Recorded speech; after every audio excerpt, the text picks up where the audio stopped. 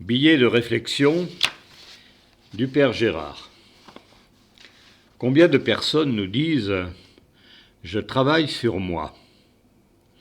Le mot même de travail, pour qualifier cette activité de l'esprit qui consiste à élever notre niveau de conscience, est révélateur et même à la limite fatigant, comme peut l'être parfois le travail.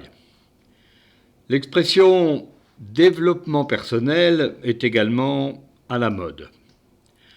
La religion, ou plutôt la religiosité qui se développe en Occident depuis le mouvement du New Age, le nouvel âge des années 1960, relève du sentiment et des états d'âme. On entend souvent ces expressions « je me sens attiré par telle chose », « je me retrouve bien dans telle chose », « cette pratique m'apporte », « j'ai reçu tel message qui me dit de faire ceci ou cela, je canalise ». Ah, les gens qui reçoivent des messages sont légion. Et la spiritualité est devenue pour eux un vaste réseau social.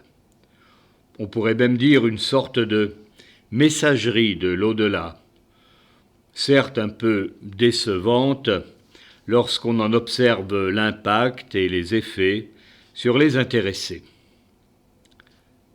Les personnes qui parlent ainsi, et nous en avons tout autour de nous, sont à l'évidence bien souvent décentrées et insuffisamment ancrées dans la réalité.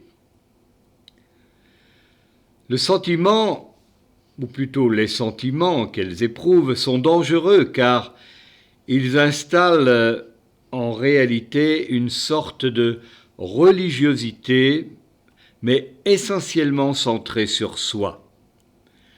La spiritualité, elle, est par essence orientée vers la transcendance et l'altérité. La dérive d'une spiritualité mal comprise, c'est vouloir pour soi-même du bien-être et du pouvoir.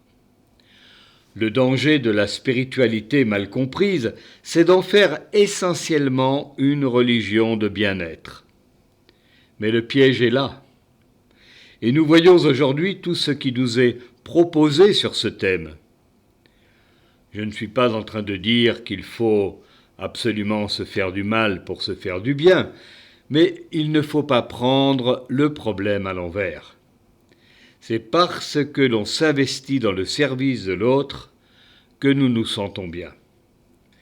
Si on attend de se sentir parfaitement bien pour aller vers l'autre, on va sans doute attendre longtemps.